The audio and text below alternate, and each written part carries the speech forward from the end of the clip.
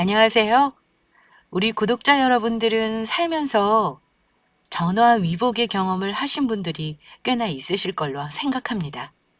삶이 너무 팍팍하거나 살기 힘들어 나한테도 좋은 날이 올까 의심하는 분들도 물론 있으실 거고요. 저는 올해 40대 초반인데요. 저 역시 그런 생각으로 힘들었던 때가 있었습니다. 내 삶이 더 나아질 것 같지 않은 절망적인 상황도 분명히 있었습니다. 경제적으로도 힘들었고 남편과의 관계는 최악이었고요. 도무지 세상에 내 편이 없는 것 같은 느낌을 받았었어요. 이혼 후에는 마치 끝이 안 보이는 지하로 떨어지는 기분을 느낀 적도 있었습니다.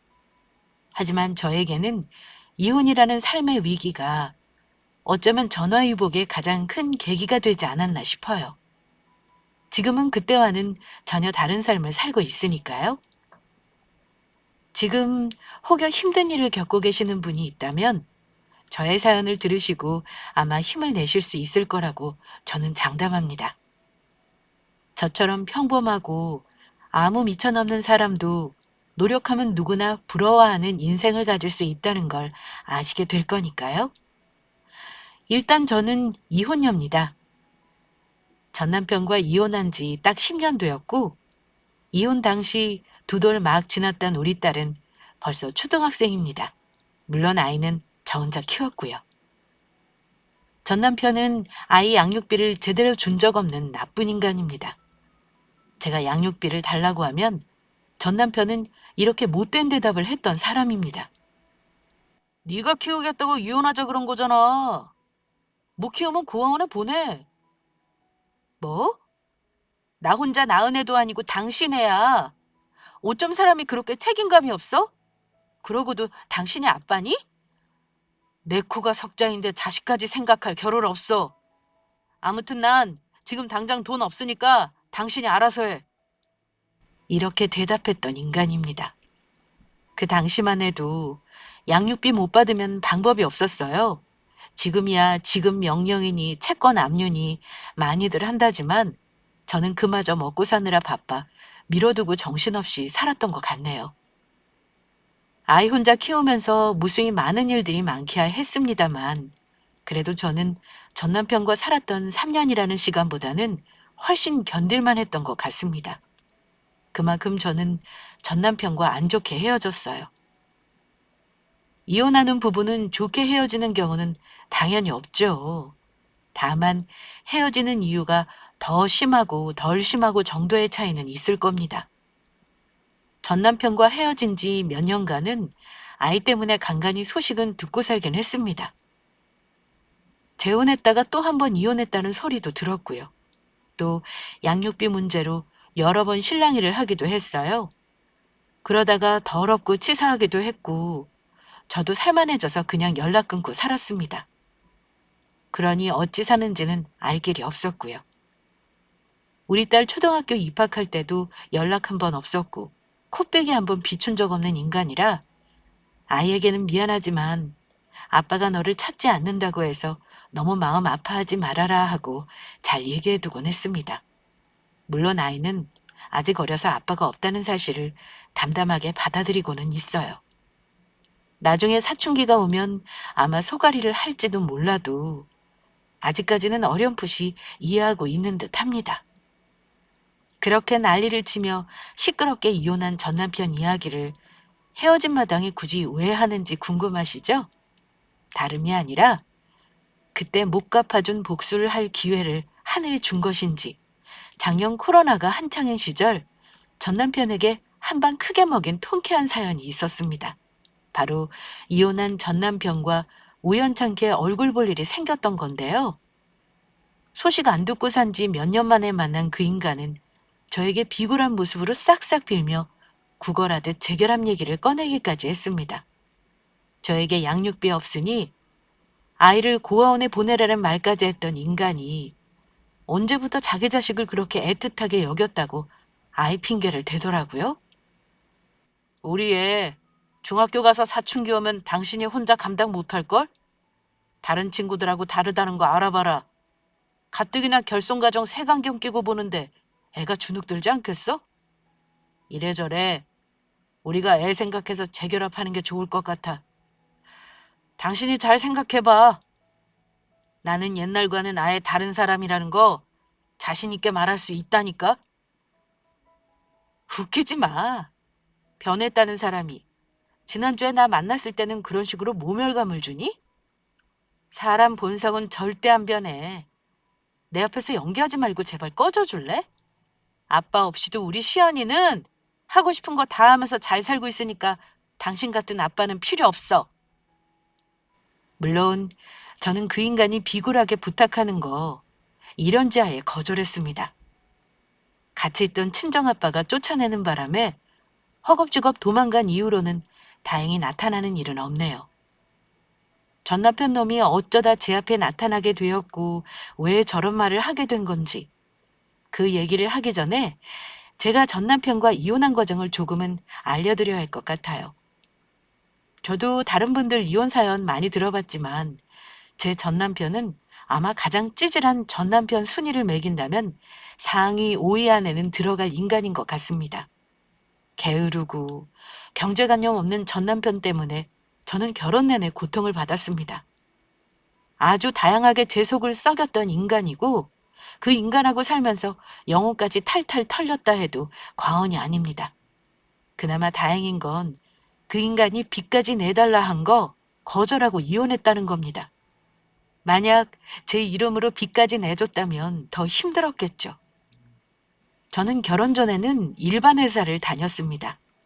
그러다 기술직이라 경력도 오래되었고 해서 내 가게를 해야겠다 생각하며 조그맣게 가게를 하게 되었어요. 다행히 사업 시작한 지 얼마 안 되었는데도 소문도 좋게 나고 실력도 인정받은 덕에 적잖아는 일 없이 가게를 운영해오고 있었습니다. 돈 관리는 결혼 초반까지는 사정상 각자 했었는데요. 그 이유는 남편이 보험이며 시댁 생활비며 이래저래 나가는 돈이 많아서였습니다. 저에게 매달 생활비는 준다고 했지만 웃기게도 그 인간은 한 번도 제때 생활비를 준 적이 없었던 인간입니다.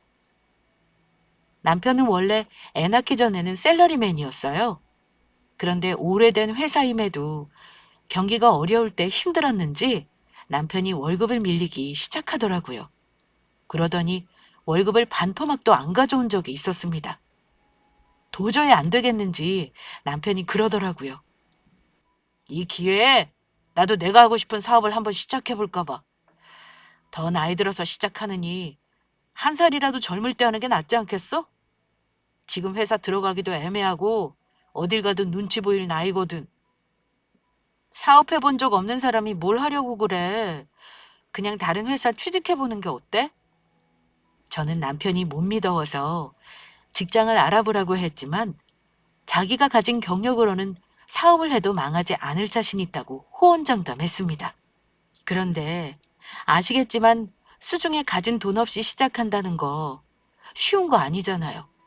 사업하겠다고 다니던 회사를 대책 없이 나오더니 퇴직금을 까먹으며 내리반년을 쉬더라고요. 그동안 저는 제 가게 일하면서 나오는 수입으로 남편 먹고 입는 것까지 다 해결해 줬습니다. 나중에 제가 제발 생활비 벌어오라고 재촉하니까 겨우 예전보다 못한 회사에 취직을 하긴 했는데요. 취직해서 회사 다니면서도 곱게 다닌 적이 없습니다. 툭하면 관두고 사업하고 싶다며 매일 노래를 부르던 인간이에요. 그러는 동안 뜻하지 않게 아이가 생기는 바람에 아이까지 낳게 되었고 저는 그때부터 육아와 살림 그리고 경제적인 것까지 독박을 쓰기 시작했습니다. 남편은 아이를 낳을 때까지도 생활비를 제대로 주지를 않았고 저를 믿을 구석이라고 생각했는지 툭하면 자기 카드값을 급하게 메꿔달라고 하기도 했습니다.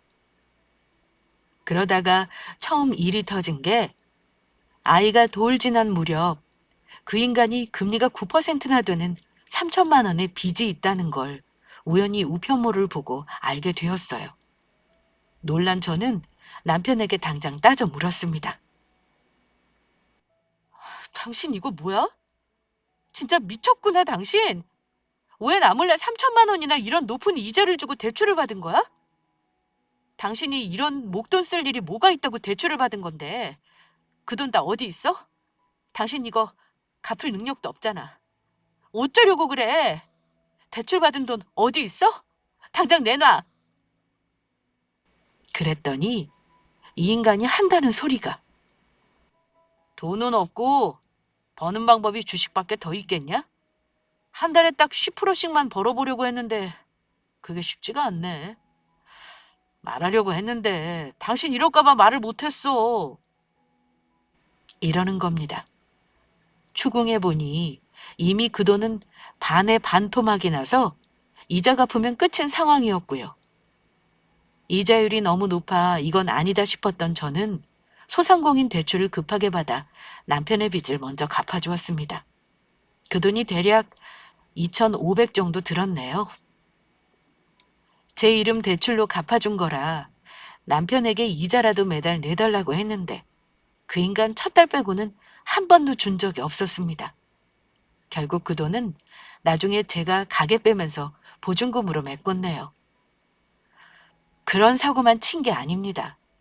얼마나 대책이 없는 사람이었냐면 신혼 때 살고 있는 빌라 전세 보증금이 1억 남짓이었는데요. 그 인간이 저와 상의도 없이 엉뚱한 동네 아파트를 가계약을 덜컥하고 와서는 저에게 이사를 가자고 한 적도 있었습니다. 난데없이 자기가 집을 샀다면서요. 여보, 우리 집 샀다? 뭐?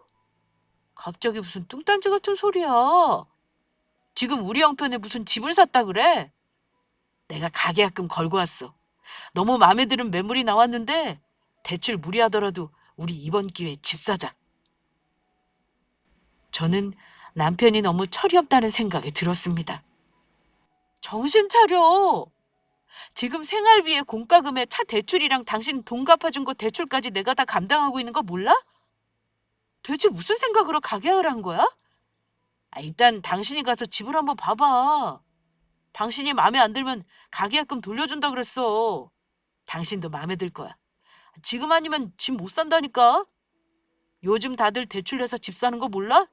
이게 기회라고. 집주인이 싸게 내놨을 때 사야 하는 집이야.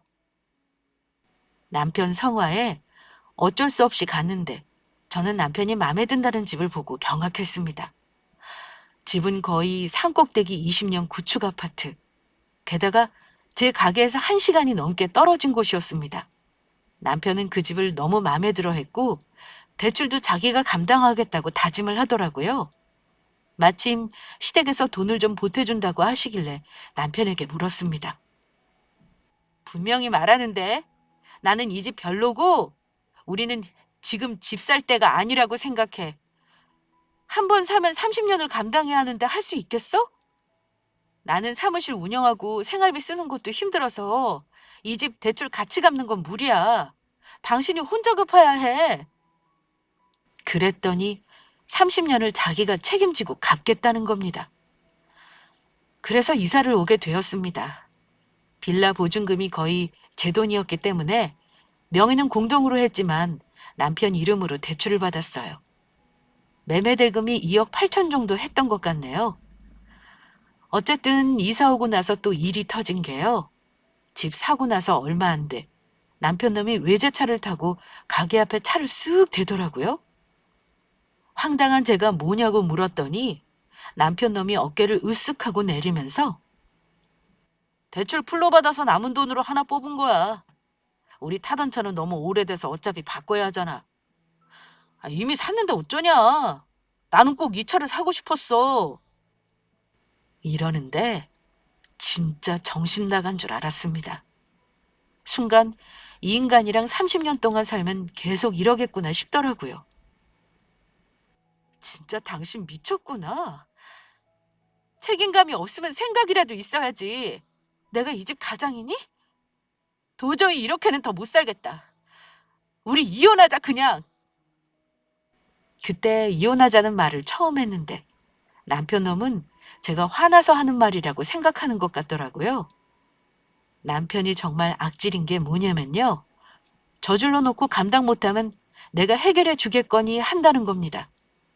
남편은 역시나 그 다음부터 집 대출금과 자동차 대출금, 각종 공과금을 전혀 보태지 않았습니다. 연체한다고 죽는 소리 하면 제가 마지못해 내주기를 몇 달째.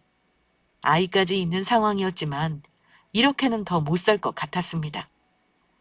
살은 살대로 빠지고 가게 고정 지출은 있어서 너무 힘든 상황에 당장 다음 달 대출은 어떻게 하지 하면서 스트레스 받고 사는 날이 거의 매일이었어요. 그러다가 결국 제가 폭발하게 되면서 남편에게 이혼하자고 했네요.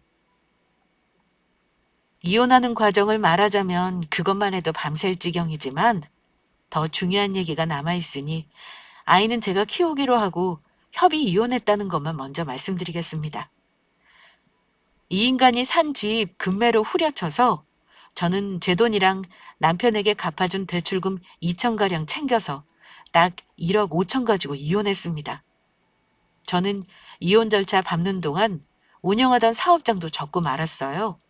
건강이 너무 안 좋아졌고 그동안 조금이나마 모아둔 돈으로 조금 쉬고 싶었습니다. 그리고 어쩔 수 없이 돈을 아끼기 위해 친정으로 들어왔습니다. 당분간 건강을 회복했고 마냥 실수만은 없었던 저는 일을 시작했습니다. 이혼하고 나서 아이와 어떻게든 먹고 살기 위해 일을 악물었습니다. 이혼하고 친정집에 잠시 신세지고 산다 해도 천년만년 부모님께 신세를 지기는 싫었습니다. 그래도 사업했던 경험을 살려 사무실 위치를 친정집과 가까운 거리에 관공서 근처로 옮겨 다시 오픈을 하게 되었는데요. 그때부터 다행히 일이 잘 풀리기 시작했습니다. 한 해, 두 해 지나면서 점점 자리를 잡아갔고 수입도 더 늘었고요. 여성기업, 지역 중소기업 이런 혜택들이 일을 따오는데 유리한 점이 많았습니다. 게다가 회사 다닐 때 알고 지내던 지인들이 여러모로 일거리를 도와주신 덕에 더 자리를 빨리 잡을 수 있었습니다. 적자나는 일은 없이 사무실을 운영해오고 있었지만 다행히 소문도 좋게 나고 실력도 인정받아 점점 매출이 늘기 시작했습니다. 매출이 늘면서 직원도 3명이나 고용하게 되었고요. 한동안은 주말도 반납하고 몇 년간 여행도 못 다니면서 살았던 것 같아요. 그때만 생각하면 아이에게 미안한 점이 많았습니다만 그래도 그 덕에 아이가 학교 입학할 때는 대출 없이 신축 아파트에 이사도 하게 되었습니다. 그리고 딱 이혼한 지 9년째 되던 해 좋은 기회가 생겨 오래되긴 했지만 4층짜리 작은 상가 건물을 대출을 껴서 매입하게 되었습니다. 1, 2층에는 월세 받을 수 있는 상가가 있고 3, 4층에는 각각 4가구 전세나 월세를 받을 수 있는 주거 공간이 있었어요. 그래서 대출을 충당하고도 매달 400만 원이 넘는 월세가 제 손에 떨어졌습니다. 임대 수익과 가게 운영 수익만 매달 1,000만 원이 넘다 보니 사는 게 참 재미있더라고요. 10년 전 남편 농가 살 때는 꿈도 꿀 수 없었던 일이었죠. 제가 건물 등기 친 날 친정엄마가 그러시더라고요. 우리 딸 그동안 애 많이 썼다. 너 이혼하고 나서 엄마가 말은 안 했지만 속으로 얼마나 울었는지 몰라. 근데 너는 그놈이랑 이혼하고 나서 운이 트인 게 확실해. 이런 게 전화위복이지 뭐겠니. 맞아 엄마. 나 만약 계속 그 인간 참고 살았잖아? 아마 모르긴 몰라도 지금 병 걸려 있을걸? 아니면 진지게 죽었을지도 몰라. 이제는 이혼해준 그놈한테 고맙다는 말이 절로 나오는구나. 이제 어엿한 건물주의 사장이니 누가 너를 함부로 하겠니? 우리 시연이도 하고 싶은 거 다 해주고 키울 수 있어. 축하한다 우리 딸. 고생 많았어. 이제는 나랑 우리 가족 정말 좋은 일만 있었으면 좋겠다. 친정엄마가 건물주 된 걸 축하한다며 눈물을 훔치시는데 저도 치열하게 살았던 세월들이 눈앞에 주마등처럼 스치더라고요. 이제는 열심히 재산 지키고 일궈서 우리 딸에게 나중에 잘 물려줄 생각이었습니다. 이혼하고 나서 저처럼 일이 잘 풀리는 분 아마 의외로 주변에 많을 겁니다.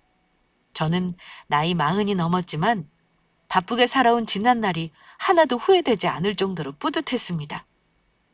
제가 산 건물은 다행히 입지도 나쁘지 않은 편이었어요. 물론 중심 상권에서는 살짝 벗어나 있긴 했어요. 그래도 주변에 유동인구가 많아서 상가 입점도 잘 되는 편이었고요. 아직 2층이 공실이긴 했는데 부동산 통해서 간간히 보러 오는 사람이 꽤나 있었습니다. 혹시 2층에 월세가 안 들어오면 제 사무실을 이전해야겠다 고민하고 있었고요. 근처에 사무실이 있었던 저는 하루 2번씩 건물에 와서 주변 정리를 하거나 건물에 손볼 곳이 없는지 살피곤 했습니다. 정기적으로 건물 청소하는 사람을 쓰기는 인건비가 좀 아까워서 한 달에 한두 번만 사람을 쓰곤 했습니다. 나머지 날은 제가 오거나 친정아빠가 오셔서 일을 해주시곤 했어요.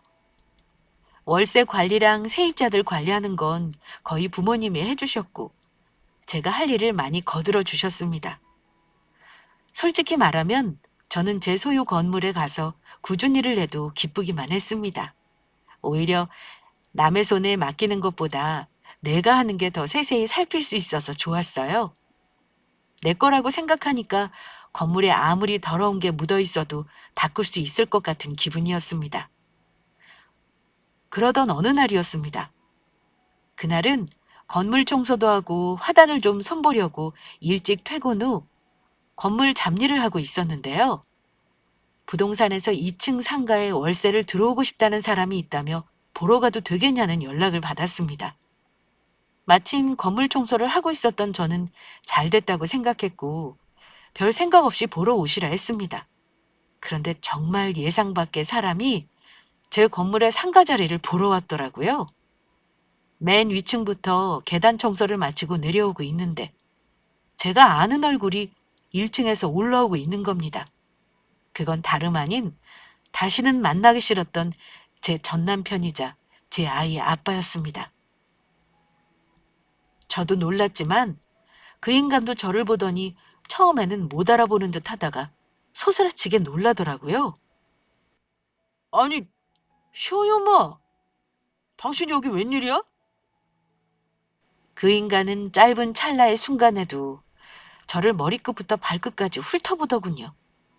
하필 저는 일을 하느라 편한 트레이닝 복장이었고 손에는 청소도구에 옷도 하단 정리로 지저분해져 있는 상태였는데 말입니다. 근데 순간 저의 추레한 모습을 본 전남편 얼굴에 살짝 승리감이랄까요? 그런 표정이 보였습니다. 놀란 저는 전남편에게 소리를 질렀습니다. 당신이야말로 여기 웬일이야? 무슨 볼일 있어서 온 건데? 나야 여기 올 이유가 있어서 온 거니까 궁금해할 건 없고 당신이 온 이유나 말해. 저는 순간적으로 남편이 상가 자리를 보러 온 것이라고는 생각을 못했어요. 그 사람이 왜 내 건물에 온 건지 영문을 알 수 없어서 물은 건데 제 물음에 이렇게 대답하더라고요. 나? 나도 이유가 있으니까 온 거야. 사실 당신은 모르겠지만 내가 회사를 예전에 관두고 장사를 시작했거든? 시내에서 하다가 월세가 너무 비싸서 조금 싼 데로 가게 자리 좀 새로 보러 왔지. 근데 당신은 뭐야? 잘 지내는 줄 알았는데 많이 힘든가 봐? 이런 일을 다 하고 말이야. 당신 여기서 청소 일하는가 봐. 그렇게 나한테 큰 소리치고 이혼하더니 고작 이런 일 하고 있는 거야? 근데 당신 건물 청소해주면 얼마나 받아? 전 남편은 제 차림을 보고 제가 그 건물 청소 일을 한다고 생각했던 것 같습니다. 기가 막혔던 저는 바로 대답이 안 나오더라고요. 하지만 그렇다고 이 건물이 내 거라고 자랑은 하기 싫었습니다. 제가 대답이 없으니 그 인간은 그걸 대답이라고 착각하더군요.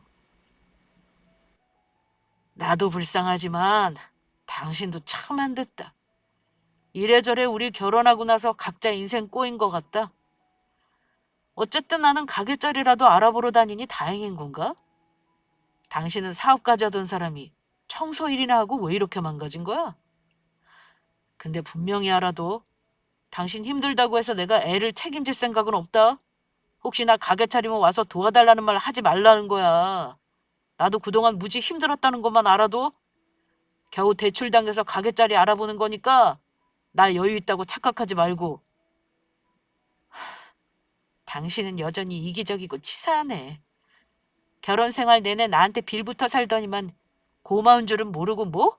도와달라는 말하지 말라고? 걱정 마. 그 말은 내가 절대 하지 않을 말이니까. 그렇다면 다행이고. 어쨌든 나도 밀리고 밀려서 여기까지 온 거야. 이 상가가 조금 싸게 나왔다길래 보러 온 건데 여기서는 어떻게든 돈 벌어봐야지. 뭐 나중에 돈 만지게 되면 시연이 대학 갈 때 등록금 정도는 내가 대줄 수도 있겠지. 보아하니 당신은 딸 대학 보낼 능력은 없을 것 같네. 당신이 그 나이 먹고 고생이 많다. 고생이 많아. 전 남편은 혀까지 차며 저더러 불쌍하다는 말을 하더군요.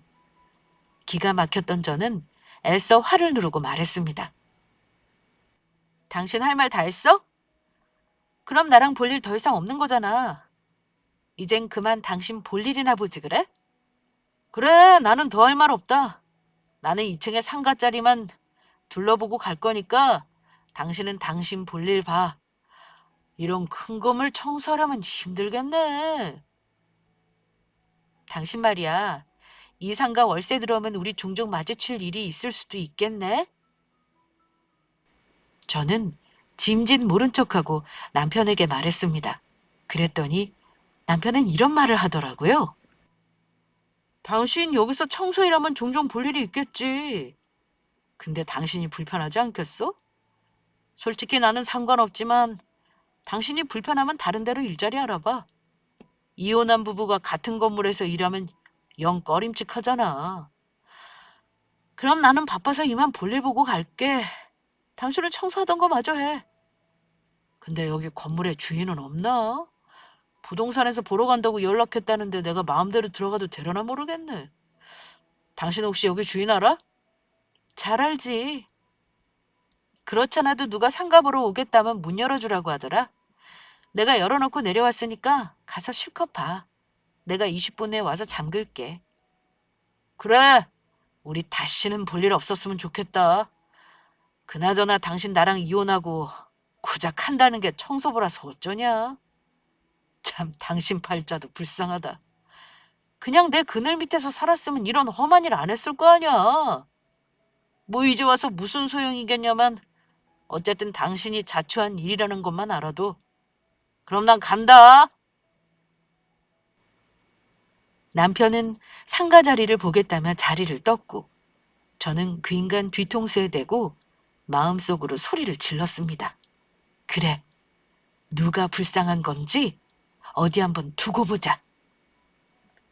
그날 전 남편과의 불쾌한 만남을 끝내고 왔는데 기분이 묘하더라고요. 대화로 미루어 짐작하건대 그 인간은 다니던 회사를 관두고 이런저런 사업을 하다가 힘들어진 상황이 분명했고요. 빚을 끌어다가 상가 월세 얻는다고 하니 그리 좋은 상황은 아닌 걸로 보였습니다. 이혼할 때는 그래도 직장에 다니던 사람이었고 제 상황이 더 나빴는데 세월 지난 지금은 그 인간은 월세나 알아보러 다니고 있고 저는 건물주라니 참 인생 알다가도 모를 일이구나 싶었습니다. 만약 그 인간이 제 건물에 들어오겠다고 하면 저는 당연히 세입자로 들이지 않을 생각이었습니다. 그런데 얼마 후 부동산에서 연락이 왔습니다. 사장님, 지난주에 2층 상가 보고 가신 고객님이 사장님의 상가 자리가 너무 마음에 드신다네요? 세입자 구하는 것도 힘든데 얼른 계약 진행할까요? 사장님도 오래 공실 놔두시는 것보다 임자 나타났을 때 빨리 월세 받으시는 게 좋지 않겠어요? 사장님이 오케이 하시면 바로 가계약금 보내라고 할까 하는데요. 어떻게 하시겠어요? 전 남편은 제 상가가 마음에 들었나 봅니다. 그도 그럴 것이 그만한 자리에 보증금 2천에 월세 150대는 상가는 구하기 힘드니까요. 아니요. 가계약금은 안 받을게요. 그냥 약속 날짜만 좀 잡아주시겠어요? 월세 들어오신다는 분 만나서 제가 할 말이 있네요. 그분한테는 주인이 계약하겠다고 일단 말은 해주시겠어요?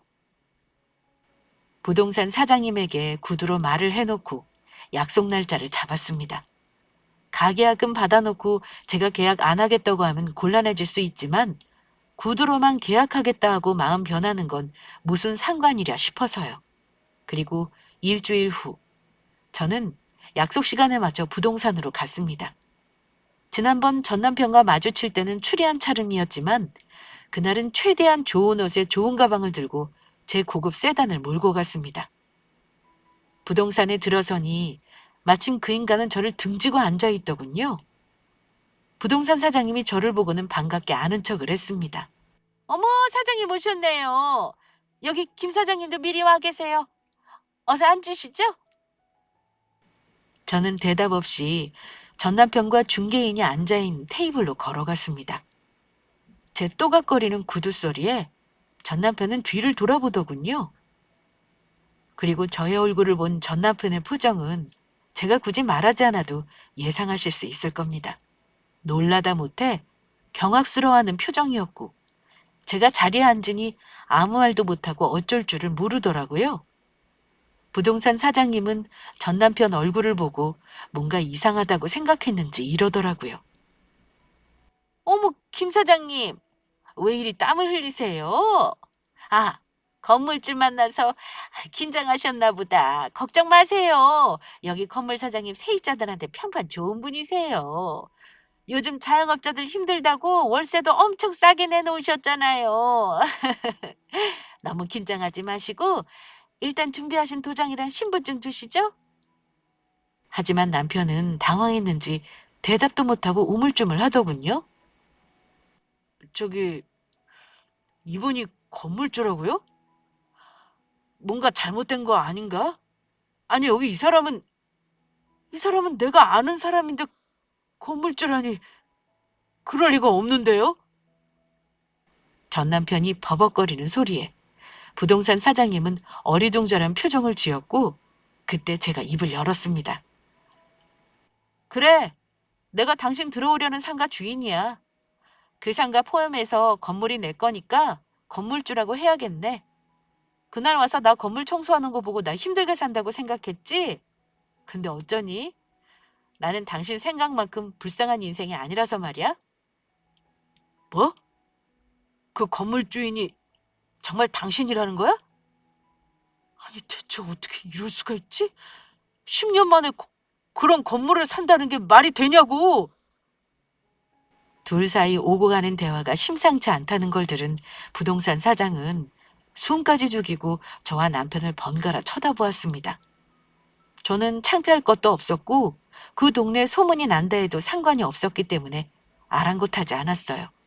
굳이 자리를 옮기자는 말도 하지 않았습니다. 당신하고 이혼하고 나니까 기다렸다는 듯이 운이 트이더라? 건강 회복하고 사무실 차리면서 돈을 좀 만졌지. 당신이 내 앞길 막고 있었다는 걸 확실히 알겠더라고.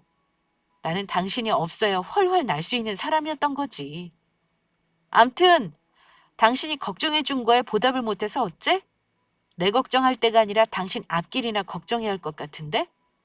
내가 오늘 여기 나온 건 당신이랑 그 상가 계약하려고 나온 거 아니거든? 그럼 어쩔 셈인데 그래? 설마 당신 내가 그 상가 계약하는 거 거절하려는 건 아니지? 잘 알고 있으면서 뭘 다시 물어? 맞아. 나 당신하고 계약 안 해. 그때 당신이 그랬잖아. 이혼하고 고작 건물 청소하고 있냐고 말이야. 당신이 하도 걱정하는 것 같아서 오늘 똑똑히 알려주려고. 나 10년 동안 개고생해서 집도 사고 건물도 사고 차도 샀어.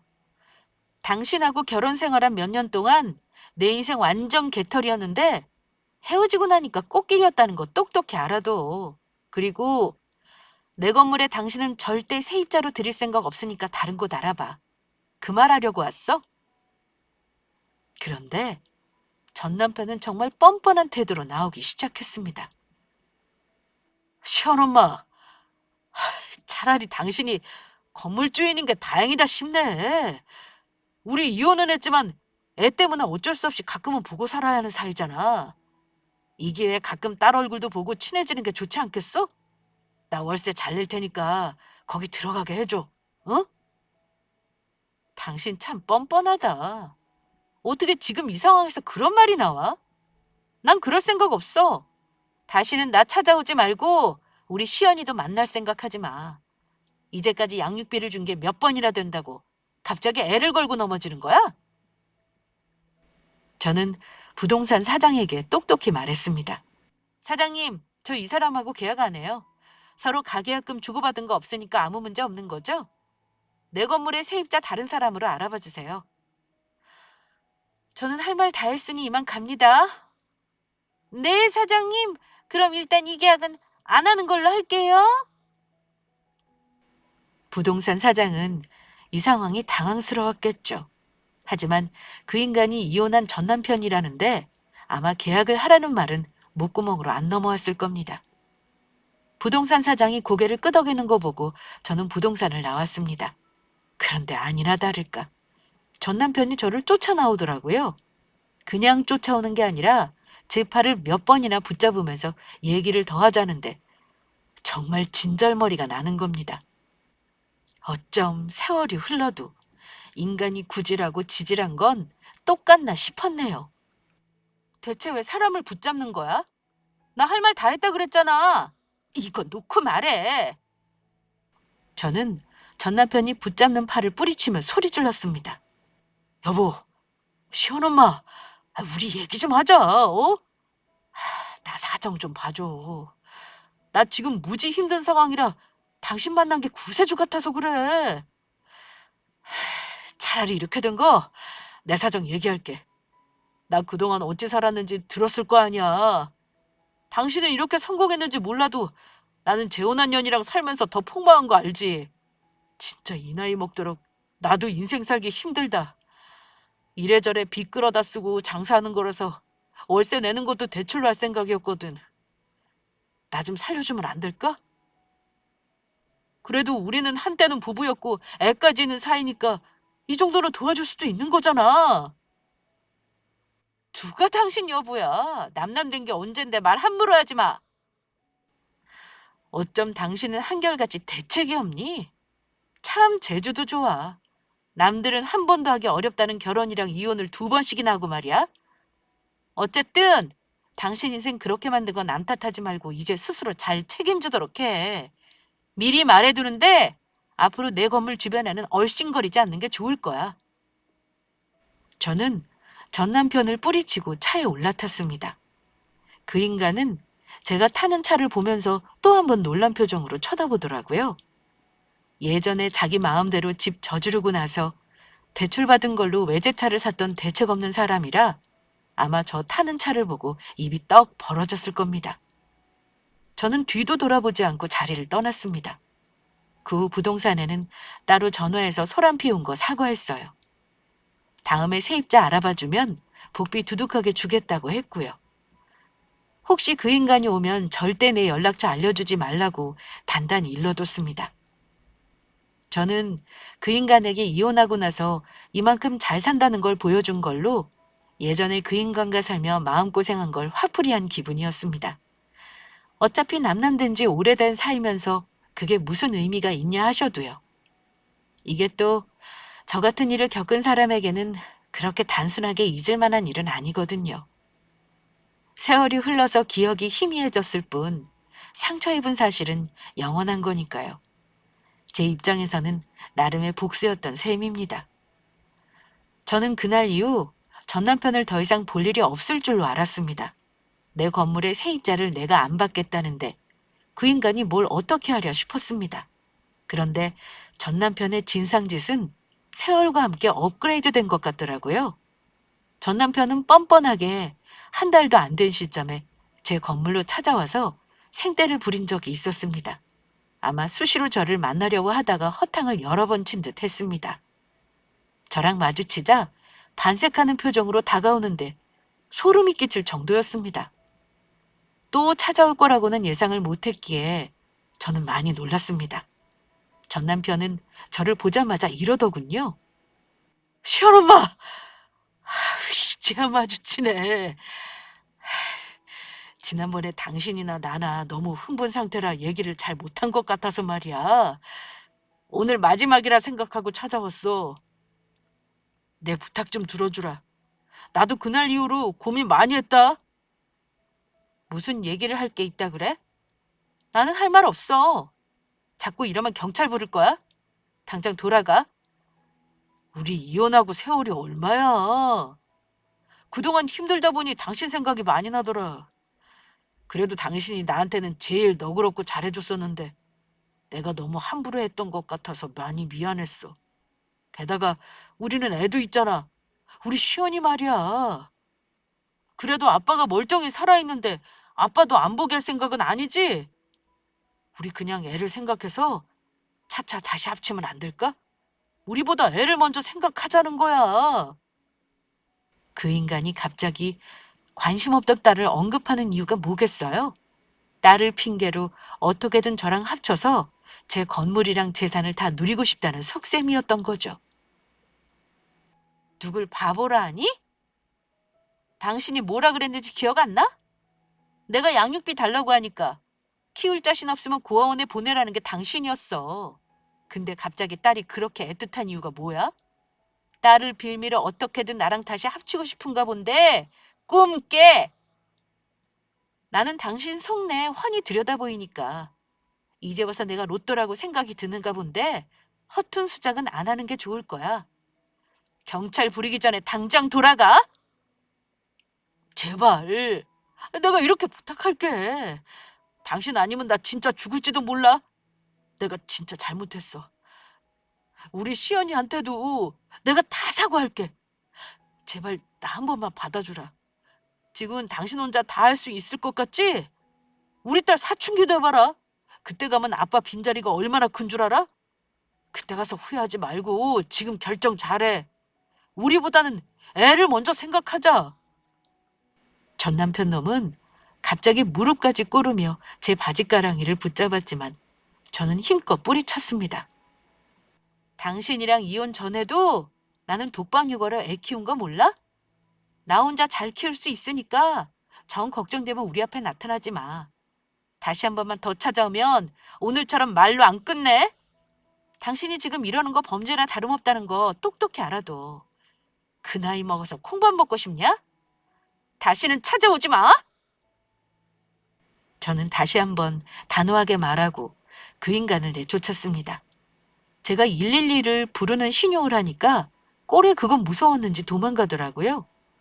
그 후 한 번 또 찾아온 적이 있었지만 다행히 친정아빠가 같이 있어서 호통을 쳐 쫓아냈습니다. 그 이후 1년이 지난 지금까지 다행히 그 인간은 제 눈에 띄지는 않고 있습니다. 물론 어찌 사는지는 몰라요. 아무리 아이 아빠라고 해도 본인이 예전부터 연을 끊어버린 거나 다름이 없으니 저도 그렇고 우리 딸도 그렇고 하나도 아쉬워하지 않습니다. 바라건대 제발 혼자 잘 살았으면 하고요. 우리 앞에 나타나지 않았으면 좋겠습니다. 한 번만 더 나타나면 접근 금지 명령 신청할 생각이었는데 그나마 다행이다 싶더라고요. 이혼하고 다시는 볼 일 없을 줄 알았지만 우리 딸 때문에 어쩔 수 없이 인연의 끈이 남아있다는 게 참 씁쓸하네요. 우리 딸에게 미안하다던 그 말이 정말 진심인지는 모르겠지만 이제라도 자기 잘못 깨달았다면 앞으로 다시는 우리 앞에 나타나지 않아야 할 겁니다. 저는 아이가 있었지만 이혼을 과감히 결정했기에 시간 낭비를 안 했다고 생각해요. 그러니 혹시 아이가 있다고 이혼을 참고 산다거나 경제적인 문제로 참고 사는 분들이 있다면 자기 삶을 갉아먹지 말고 저처럼 과감한 결단을 내려보고 부딪혀보라고 감히 말씀드리고 싶습니다. 답 안 나오는 남편이랑 살면서 인생 낭비하지 말고 하루라도 젊을 때 먹고 살 궁리하고 본인 인생 찾으세요. 그리고 복수하려는 마음으로 매일매일 지옥 같은 시간에서 살지 말고 자기 인생 찾아서 진정으로 행복해지셨으면 합니다. 사람은 누구나 잘하는 게 있습니다. 그리고 꼭 큰 돈을 벌지 않아도 나 하나 먹고 사는 건 어떻게든 다 해결되니까 이혼을 너무 두렵게 생각하지 않으셨으면 하네요. 저는 앞으로 우리 딸이랑 행복한 일들만 생각하며 살겠습니다. 제 이혼 사연은 여기까지입니다. 앞으로 저와 우리 딸의 삶을 응원해 주시기 바라면서 이야기 마칠게요. 감사합니다.